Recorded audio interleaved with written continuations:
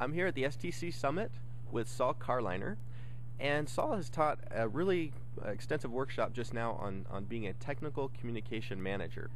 So, Saul, I wanted to ask you, I assume you've been a manager before. What is one of the difficult experiences you've had, one of the challenging things you've had to deal with as a manager?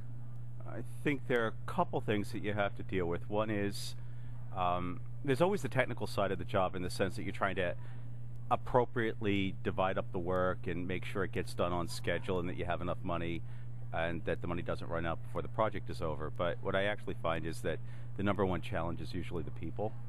What happens is most of the people are actually great, but it's that small 10% that have issues that become about 80 to 90% of your occupied time and concerns. In fact, when I was teaching the workshop this weekend, I'd say the bulk of the first day was focused on the people side of management, and that was probably the number one issue. It wasn't so much how do we deal with the great people, because most people are pretty comfortable dealing with that. It's how do we communicate our expectations to the rest of the people, and then how do we deal with the people that are more challenging to manage.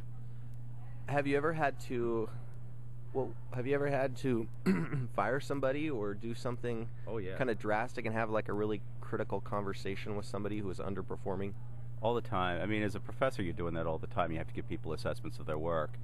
And in some cases, and it was interesting because it was the conversations, the names of the people, we didn't actually name them, but the personalities and the ages were different, but in the end, they were really the same person. Some people have blinders on when it comes to their own skills and abilities, and it's very difficult for them to accept outside assessments that differ from those. And that's one challenge. And sometimes you give repeated messages to people that you want A, you want A, you want A, and they keep giving you Z and Z and Z. And in one particular case, to be honest, when I first became STC president, one of the first things you do is you not only hire all your current managers, but you have to let anybody who's not continuing know that they're not going to continue. And we had a person who had been in a particular job, and for several years the board had been asking this particular person if he would do particular things in this particular job, and he kept ignoring us. And finally, when it was my turn to have somebody fill that role, I just felt like I needed somebody in that role who was going to do the things that we needed to have done. There were some strategic issues that we wanted to have addressed, and I had to let the person know that he was not going to be continuing. And I've never been met by such an absolute stunned silence at the other end. It was a phone conversation because we weren't in the same city, and he was absolutely stunned silent. And it was interesting, the person who replaced him, who was an extremely experienced manager, we talked about it, and she said, and it was something I had never even thought about. She says, believe it or not, middle-aged white men have feelings too. Which I thought was a really interesting observation. And that's one of the great things about management. I mean, in every experience that challenges you, you also, if you learn something, it can be in the end, a very growing experience, and usually pretty positive. Do you have to have metrics in order to confront people about things? Like, if you just come up to somebody and say, look, you know, the help you're delivering, you got some typos, and we just feel it's under the level of what it could be. Or do you have, I mean, if you come to somebody with that, it seems like it would be a much more difficult conversation than if you came to somebody and said, look, compared to the other team members, you've only produced half the amount of content in twice the time. Or like, what kind of metrics do you need to have at your disposal to handle these difficult situations? I'll just tell you what I've learned as a professor, because it works incredibly well, and I think it works well in the workplace. People want feedback on their work, number one. Number two, if the feedback is given in a neutral way, in other words, you kind of remove the value assessment.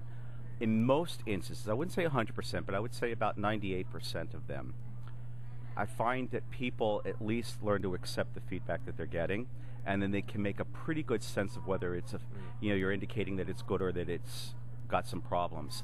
The other thing that I do with students, and I try to carry this forth in a lot of my work, although it's not as easy because I do a lot of remote work, is students are only allowed to lodge an appointment for a grade request by email. I will not handle any conversation about a grade change request by email. I will only do it in person, or if it's a distant student, I'll do it by telephone. And what that means is, in a lot of cases, the student has a false assessment of their own skills. In some cases, I've actually misread something, and so there's a learning opportunity. But to not have that conversation, one of us needs to learn something. What I also find is that after I instituted that, I've had in the 10 years since I've instituted that, I've had one grade challenge. And the reason was because the students I also give extensive feedback. And I find the students are actually quite responsive to that. And the biggest problem I have now is when they want more feedback on assignments I don't have time to give it to them for. But they get a really good sense. So if they're getting a B or a C on an assignment, there's no question about it.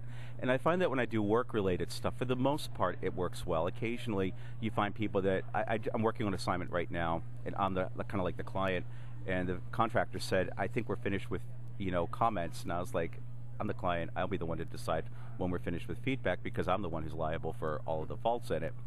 And it's interesting. I actually did get a second opinion because I'm working through another party, and they were said, well, they don't want the comments. I said, well, let's go to another expert that we both agree with. And the other expert, in most cases, is pretty much corroborating everything I'm saying. So the third party is saying, okay, it's fine. All right, Saul, thanks. We're going to talk about do-it-yourself learning here, but we'll make that a separate little video cast. And if you want to know more about Saul, what's your homepage or your blog? Check out Saul Carliner, all one word, .blogspot.com. All right, thanks, Saul.